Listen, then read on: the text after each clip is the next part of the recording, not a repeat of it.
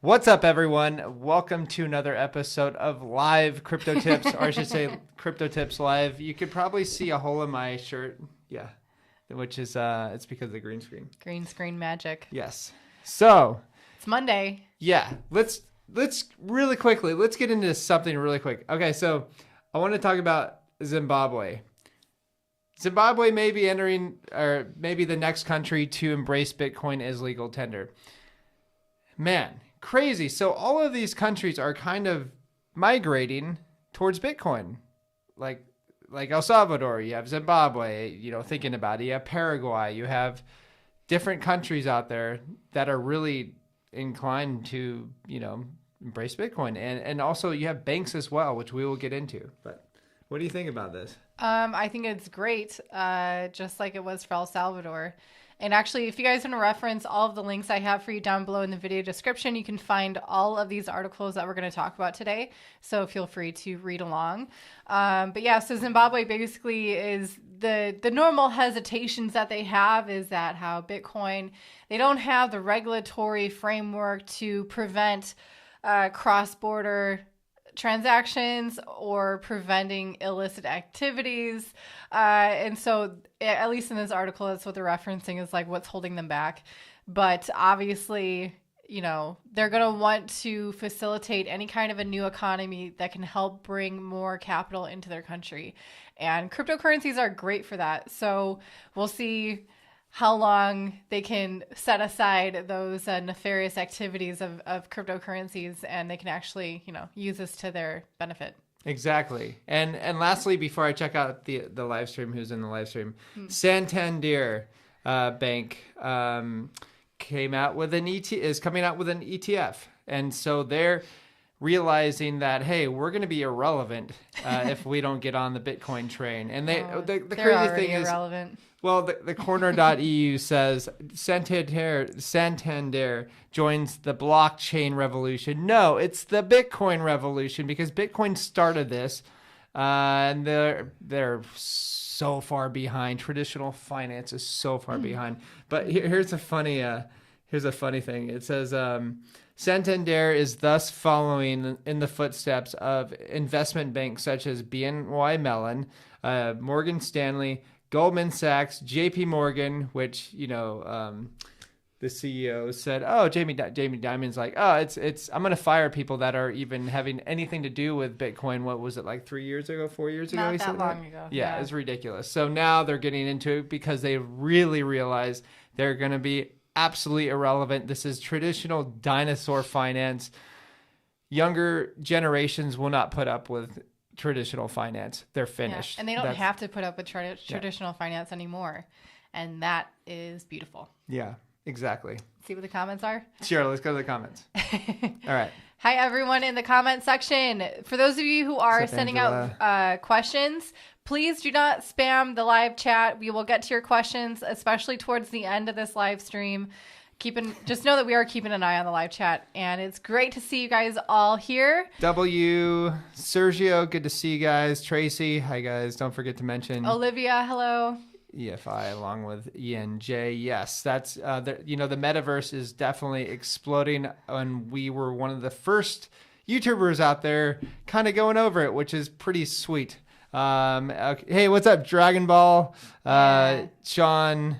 Good to see you guys.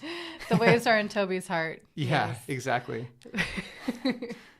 If we were super creative, we could be like in those like all green suits and like do something fun. We could do some weird stuff. That's a lot of energy. Yeah.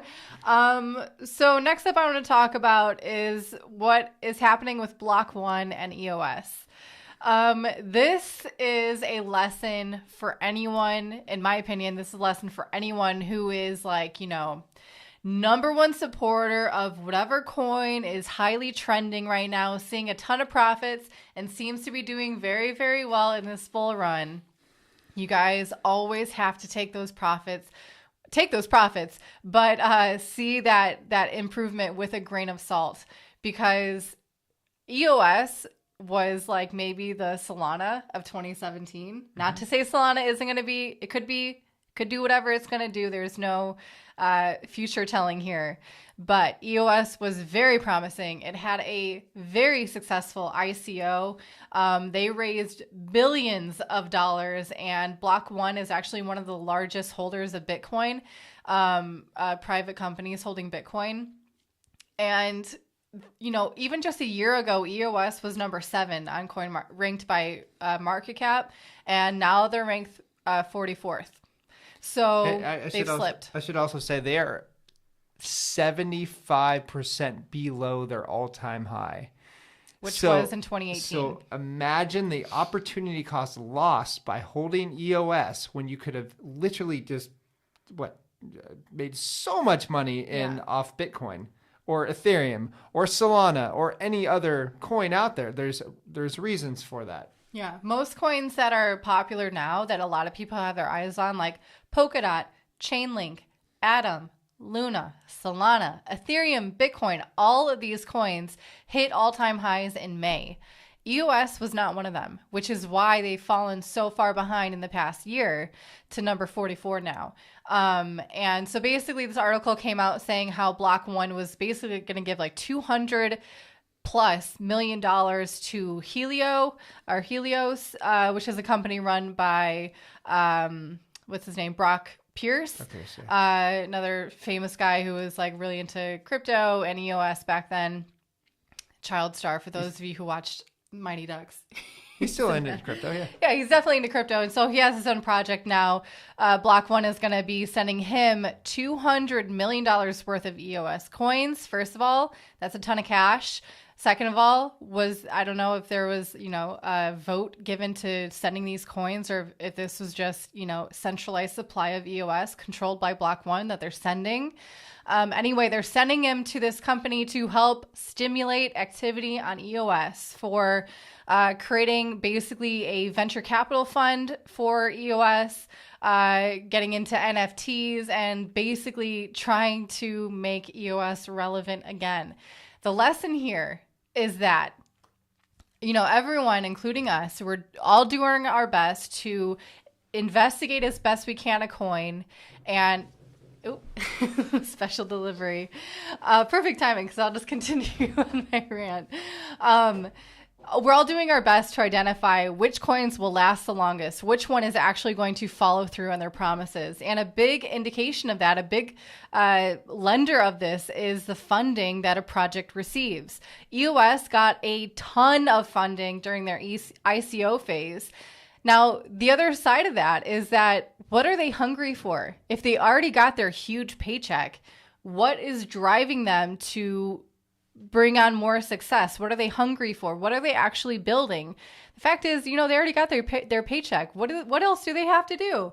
And now that they're seeing themselves fall backwards again and become even more irrelevant, or not in the limelight anymore during this current bull run, I think they're getting kind of desperate, and this is one of their things that they're trying to do. So my reminder for you and for anyone who is new to cryptocurrency is that learn this lesson from EOS. Take profits when you see profits on altcoins. Toby and I, it's part of our investment plan. It's what we've been telling our CT Club members for a while now, is that we're going to be selling majority, 100% of most of our altcoin positions. We're going to be clearing them out, happily taking profits, storing them in ways that will be protecting our wealth, our profits. And then in the next 2 to 3 years, when the bear market ends and accumulation phases are in, we will reanalyze, which coins are here to stay, which coins are still here and promising. And maybe Solana, Polkadot, Atom, Luna will be there. Maybe they won't. The thing is that we won't be so pressured. We won't be holding those bags because we'll have taken our profits, and we can allocate our holdings in a more beneficial way. Yeah, I think, we are not going to sell all of our alts. For instance, as you know, we have a CT Club. We tell people what we are doing. We have actually staked away part of our ETH, and there's a reason for that. I don't mind staking a big part of our ETH because I don't know where ETH is going to top. I don't know how it's going to react during a bear market. we could just flash crash to an incredibly low price, like around here, from where it's probably going to go to, it could go to near $20,000. So if it goes to $20,000 and crashes down to $10,000 within, a couple of days, a week or whatever, and then that's kind of like the bear market. Who knows what the heck it's going to do? I have no idea, and nobody knows what it's going to do. So instead of like guessing, we are comfortable enough to where I think it's smart to put away some ETH and not play around with it, because I think ETH is going to last a very long time. Especially it's been through the Lindy effect, just like Bitcoin has. And so it's same as Bitcoin. We're not going to sell the majority of our Bitcoin, regardless of what it does. So yeah. Yeah, because the rest, see ya. Alan Casey says, hope you come to Ireland soon, Toby. Winter sessions at Eileen's and Riley's. I'm excited about that. Absolutely. It's cold there. Yep. Pretty cold. Definitely. That's fine. I'm so down for that. I can't wait. Put your hood and gloves on. I'll see you out there. Okay, let's see. Josh, thank you. Yeah, thank you for the super chat, Josh. He says, I actually able to catch Crypto Tips live stream. There is no place I'd rather be. Hello, everyone. Awesome. Glad to have you here. I wouldn't rather be anywhere else, but here it's fun right now. Yeah, here we are. W, thank you, man. Yeah, thanks, W. Question I struggle with: hold ETH during a bear or only Bitcoin? I will not sell my Bitcoin, but with ETH 2.0 coming out, I don't know what to do with ETH. I mean, for us, I think Ethereum is slowly moving into the same category as Bitcoin for us, right? It slowly is. There's a certain percentage of Ethereum we're not going to sell. And also, the more the Metaverse, which we will get into, continues to rapidly grow. I'm not talking like slow growth here. We're like hyper Metaverse. We're going hyper speed into the Metaverse right now. And, ETH is definitely going to be mainly involved with what is it?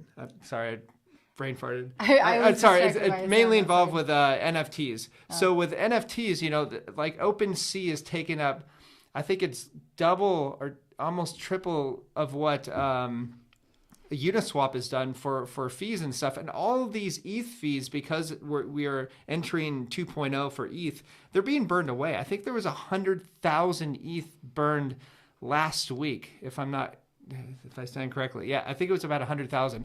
That's crazy amount. And like, I don't understand. I don't think people really understand where ETH is going from here. I made a video when we were in Indonesia, in Jakarta, coming back, and I'm like, ETH is going to make a ton of people rich. And I wasn't like messing around. Like, guys, the whole world's going to hop on ETH. You are going to use ETH. Your kids are going to use ETH, and probably your grandchildren are going to use ETH in some way or another, without them maybe not knowing that they're using ETH, And so with the Metaverse, we're creating kind of virtual realities and augmented reality, and ETH is pioneering that, in my opinion. So, yeah. No Name says, we look baked. Not baked. Not even a little baked. bit. I've never smoked in my life, but yeah. One question here I wanted to make sure I covered is, NFT interviews asked the other day, you said you wouldn't stake your crypto, right? No. There is a big difference between lending Bitcoin and staking cryptocurrencies. We stake our cryptocurrencies in a way that keep our coins in our custody. And yeah, that's basically it. Look up the difference between staking and lending, between CeFi and DeFi. Those are very important things to understand the difference between. There's security risks for both, but the major difference is you're either owning your coins or you're not in that process. So yeah, Bitcoin, all for staking, and not to mention the fact that you're contributing to the support, the security, and the decentralization of that network if you are staking your coins in the right way. I've done lots of videos on how to stake coins like Cardano, Polkadot, Luna, Atom, I think you've done just a lot. And so if you guys are interested in those, just go ahead and search his channel. Okay, so just to finish on this thought of what I was talking about with Block.one and EOS, especially comparing it to things like Solana of 2021. Solana Lab CEO, this article is titled Solana Lab CEO, part of our culture is to eat glass. Basically, they're taking the difficult road. And it's a pretty short article, but he's saying, you know, they had a conference in Lisbon very recently. Right now, right? Yeah, very, very recently. I Maybe currently so wish right I now. could go to that. Tickets are sold I out. blew it on that. Yeah. Dang. We're I'm not right gonna... here, too. Okay. Anyways. So anyway, he's basically saying the challenge for them is a social challenge of getting people to run the nodes. Obviously, with Solana and the transaction speeds that they're boasting for their network, it requires expensive hardware, a really solid Wi-Fi connection, and basically a really committed node operator. And for them, basically the biggest speed bump is getting people to actually contribute in that way. And let this be a very clear reminder for you that this is an experiment, guys. We're still figuring out how to incentivize, how to get people to contribute and interact with and help to build this crypto ecosystem that is going to be very essential for a free life in the future. It's right now, this is a luxury for us to be interacting in cryptocurrencies. It's not necessarily a need. For some people in some countries, yes, like in China, maybe it's like, you know, they want to escape their capital controls. They want to interact freely. I mean, even in Zimbabwe, when we were there, we met a lot of people, and a couple people there were in Bitcoin, and they were, you know, really into it, and they were trying to start communities as well. They're very open to it. Like I remember even meeting people that didn't know anything about Bitcoin, and it took them about 10 minutes. We just, you know, read over some bullet points over how it's not controlled by the government. They're like, sign me up. Yeah, exactly. So yeah, there's definitely a lot of people who are hungry for it, but it's all an experiment. Nothing is guaranteed in this space. No project has found the magical combination to solve the decentralization problem, the security problem, and the scalability problem, the trifecta, right? Yeah, but that's gonna like it will figure itself out. I mean, yeah, they're all gonna learn from each other. It's open source, but they're all taking different paths. Some, you know, slightly different. Keep in mind, like when email first started, or you know, to send an email took a huge amount of effort. And now you just like, you can be half awake and say, okay, press a button and you've already sent an email. So this is like how things develop. You know, we are definitely going to rapidly improve this space with every aspect of it, not just the governance aspect, but like everything, like with dealing with people and you know, kind of, I guess the governance is really important because you want to incentivize people to help out the network, and you want to kick out bad actors. Yeah. So, I mean, we're doing it. We are literally like, it's kind of like an anarchistic type of a way, you know, you're kicking government out and getting governance in. So it's you're realizing that centralization is kind of a nuisance. And, you know, I think that's why you see governments such as in the US, like kind of against crypto, big time against crypto. And so that's why, you know, they understand that they're going to be irrelevant if they let this go, because they're going to understand people are going to see decentralization as something that's going to be much more efficient, much more enjoyable. And not to mention the fact that if a network does use really well decentralized, distributed self-governance, they can't be clamped down. They can't be shut down. That's a huge part of helping to continue this network to grow and to become out of the reach of the governments that want to smother them out. Okay, so next one I want to go over real quick is Coinbase and MicroStrategy. basically are just selling the crap out of their stocks. That's awesome. Much more so Coinbase than MicroStrategy. And it's interesting because, we're just going to have to speculate on what they're using those profits to buy. But for example, with Coinbase, they went public very recently, and the difference here between Coinbase and maybe other situations is that the market makers, or the liquidity, was coming from these insiders, the people who were holding the stock at the launch, which was the employees and the investors in Coinbase before they went public. So if you wanted to buy Coinbase stock, it was going to have to come from those people. But like, for example, these are just some numbers. Coinbase insiders dumped over $223 million worth of company stock in the past month as the crypto exchange's share price staged a 36% recovery. So basically it finally bounced back, and then they just wanted to sell it again. But the biggest one here coming from this guy, the Coinbase director, Fred Wilson. He sold $1.8 billion worth of the stock himself, and that was right at the launch of it going public. And he hasn't done any since, but it's interesting to see how these guys are kind of like dumping their own stock and hopefully buying Bitcoin. I'm sure they're buying Bitcoin. They're smart, or crypto in general, Why would you want it to be in stocks when, what's the average like return on stocks would be like 7% or something like that? Like, it's pathetic. Yeah. Like crypto, it's a brand new marketplace, and the reason why prices are skyrocketing is because we're essentially in price discovery mode.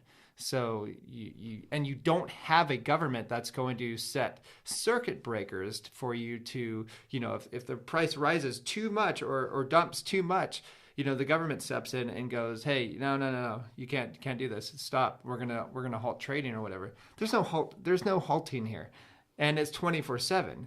Why would you want to spend, with the stock market is open like 6 hours or something like that, 5 days a week? That's pathetic. And like, no millennial is gonna ever put up with that crap. No way. Not even a chance. Like, the whole world's gonna be pretty much, it's being pushed into crypto right now, and traditional finance has, that's their issue. They really screwed the pooch on that one. So they made everything so hard, so difficult. Even trying to, send one stock from one stock company to another stock company. I tried that a couple times, and I wanted to rip my hair out. With crypto, it takes 5 seconds. Yeah. So, anyways, I could especially coming from that experience to crypto, it's like automatically you're like, oh, that's so much better. You're already converted.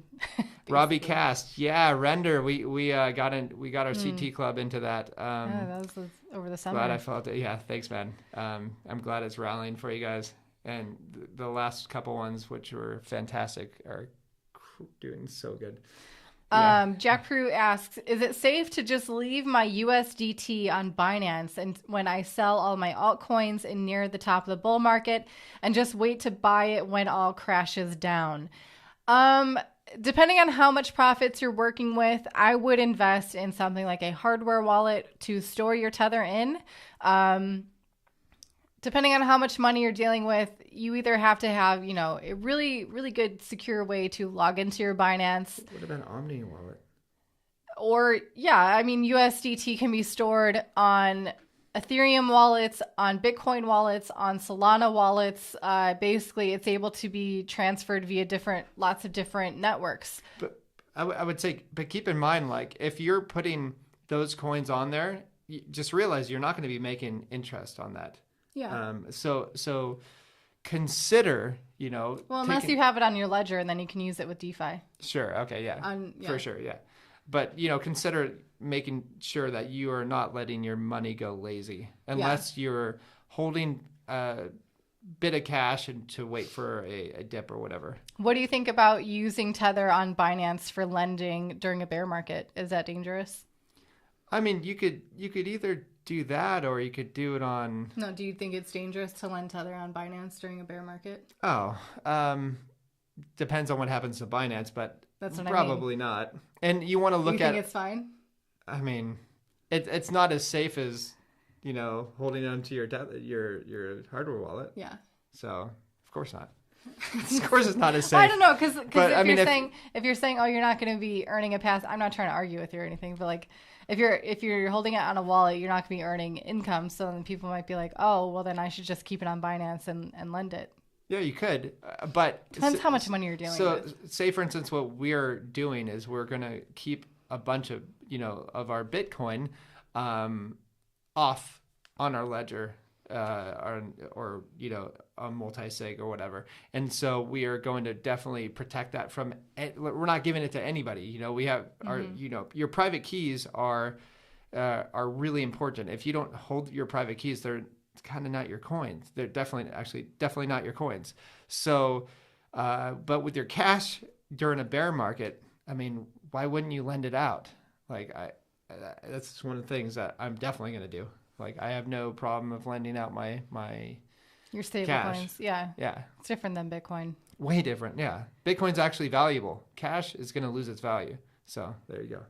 Okay, what else do we have here to talk about? Stablecoins. Talking about stablecoins. Yeah. A lot of people are worried about what's going to happen with stablecoins, especially as you are looking for plans for what to do with your profits of this bull run. It's really interesting what just happened, though. Yeah, I mean, it made me realize how lucky we have it now in crypto that we can just move into a stablecoin during a bear market, when before all we had was Tether and no one was really using it. Oh man! So people are just going into Bitcoin or going back into cash into their bank.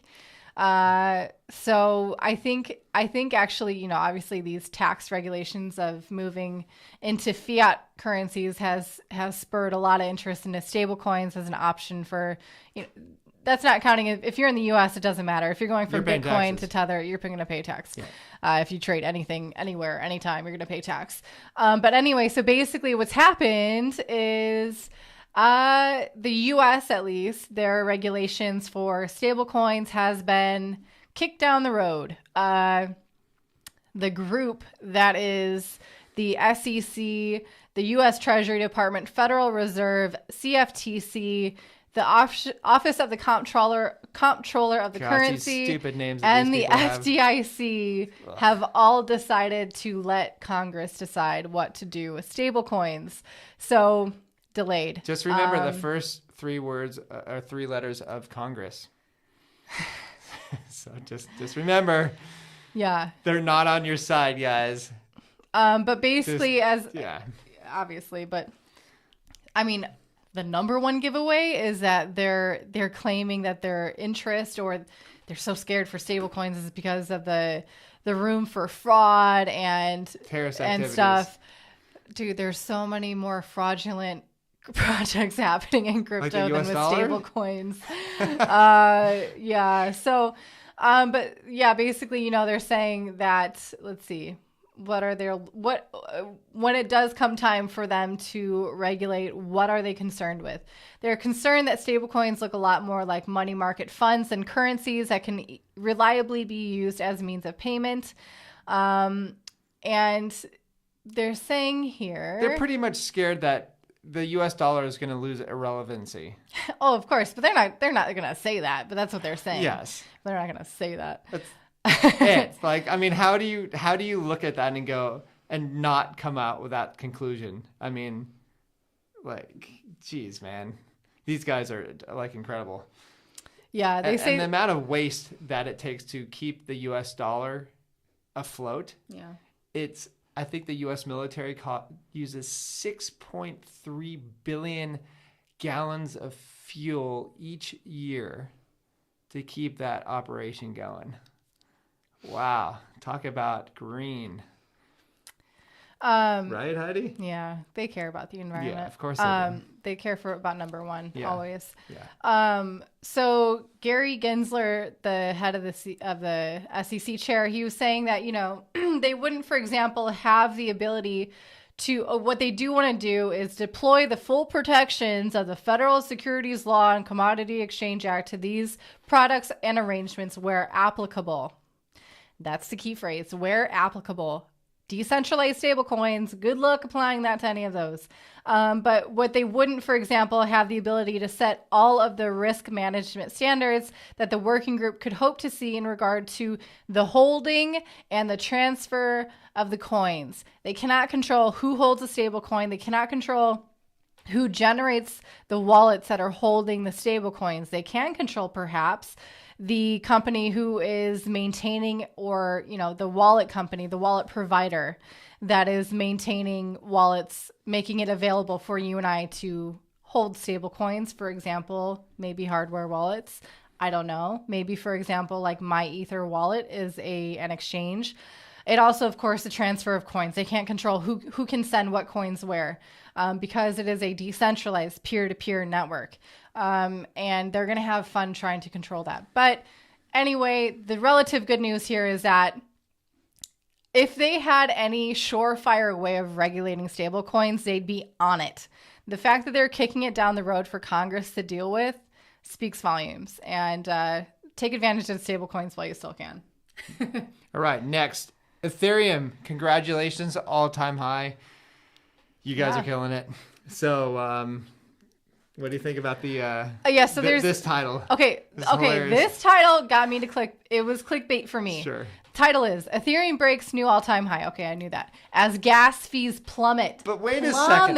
Plummet. Hold on. I literally had a $95,000. I didn't pay this, but gas fee.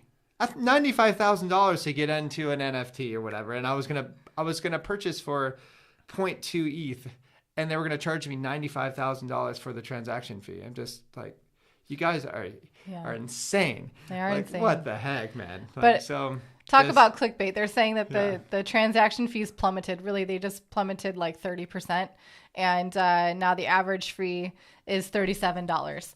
$37 is still a massive transaction fee for any kind of a person wanting to send a relative payment of Ethereum. Let's say $100. That's like almost 40% of your wealth in just spending to make that transaction. And that's why you see a lot of people moving over to other first layer solutions such as Solana.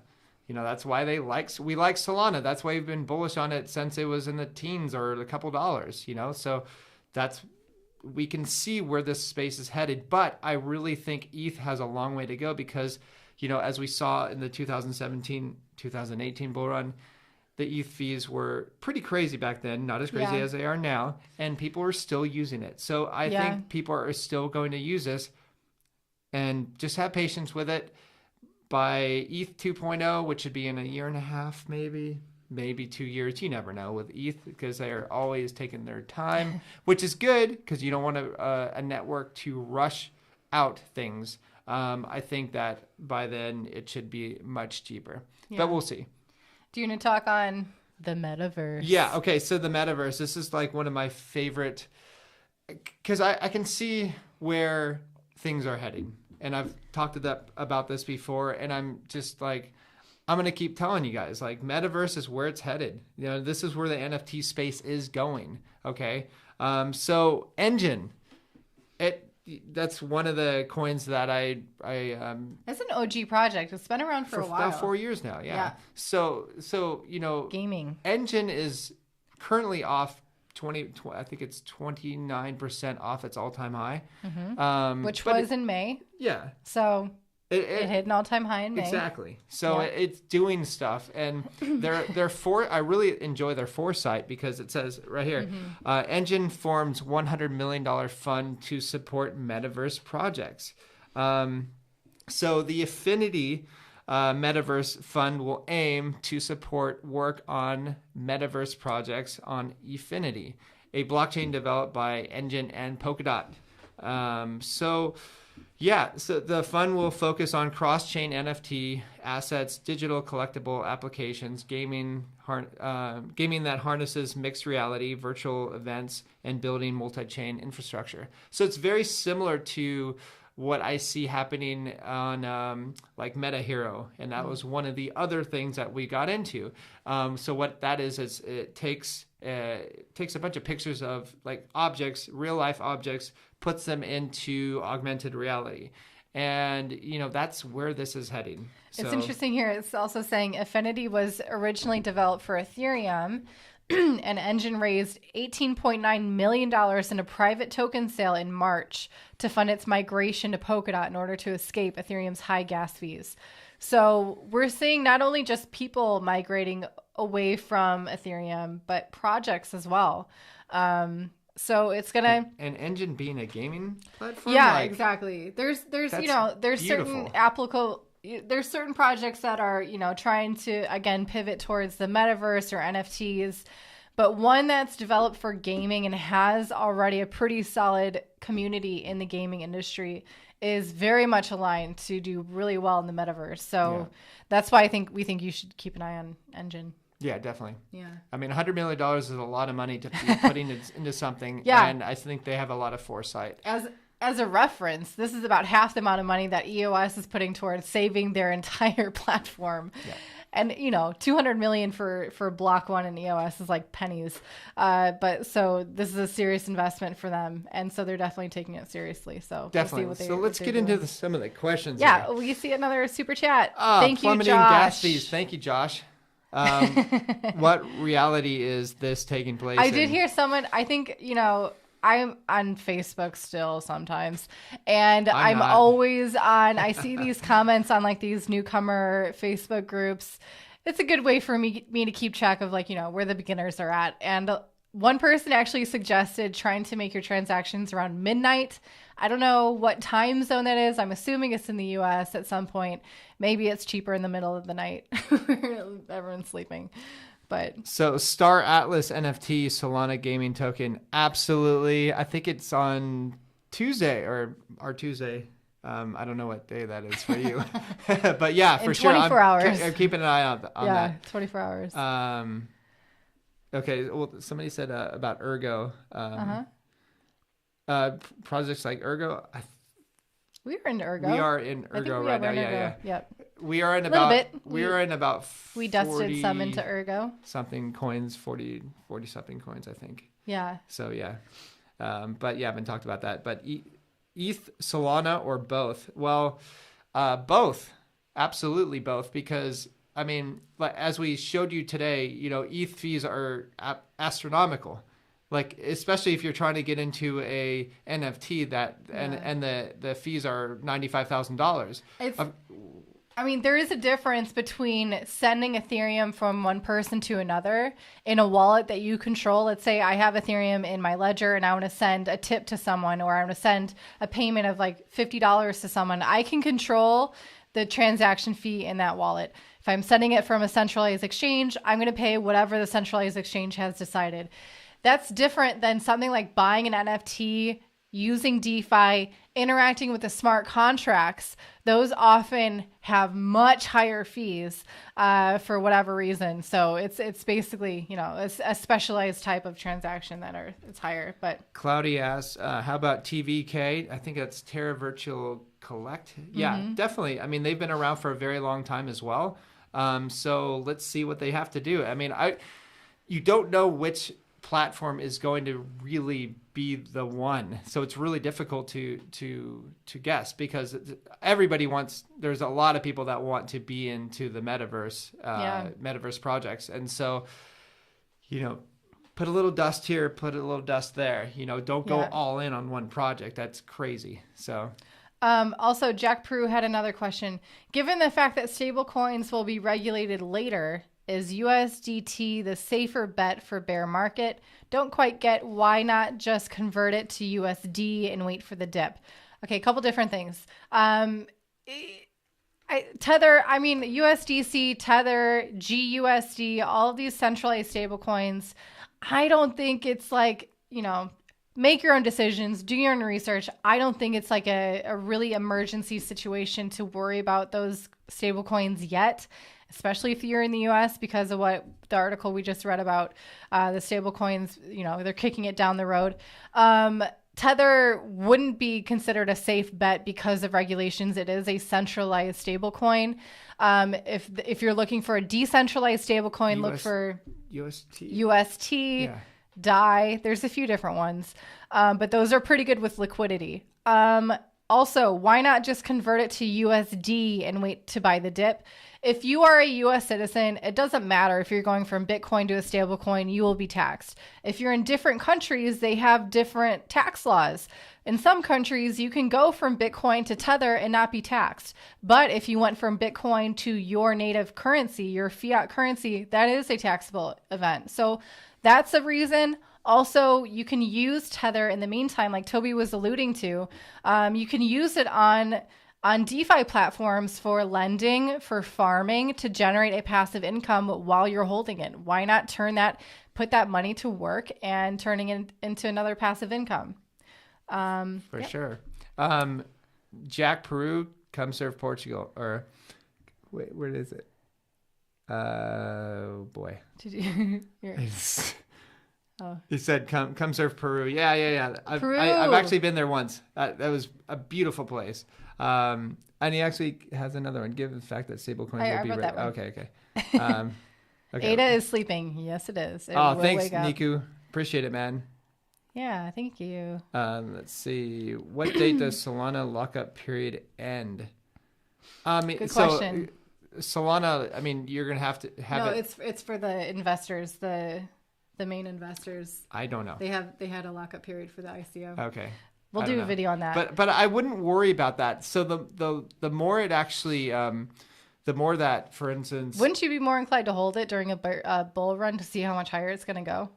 Yeah, I mean, and then everyone's going to dump it in the bear market. That's why they lose like 90% of their value, because everyone's dumping. Yeah, well, it's kind of like Avalanche. Avalanche had a bunch of investors that had that were locked, and then it kind of went down during the unlocking period when everybody was free to sell their coins, and then boom, there's here we are, $95. Buy pressure. Yeah. So I wouldn't worry about it too much, especially as the network is growing and there's more and more volume and liquidity in that. Just like whatever. Especially because Solana has so much of a spotlight. There's plenty of people who are still waiting for a dip in Solana to buy it. Exactly. So that's the difference between, when this happens during a bull market and during a bear market. It can kill a project or it can bounce back from that fine. Yeah. So Dragon Ball, what are your thoughts on data monetization tokens? Ooh. I mean, it's like BAT, right? And the BAT, basic attention token. It's a really good idea.